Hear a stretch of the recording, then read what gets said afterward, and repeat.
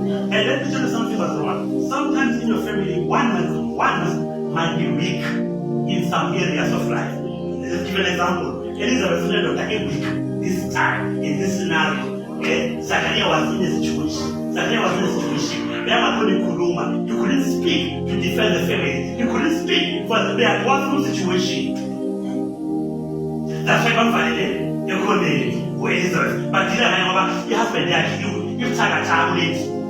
In the families, every time, in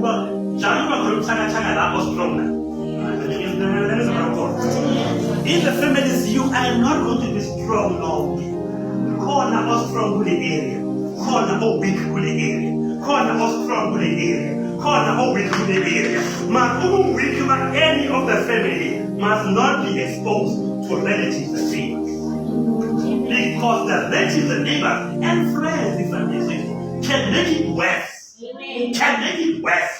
Only no matter man because a foolish woman who made the relatives but called no weak but a foolish man who made it if you have a garden but called them weak.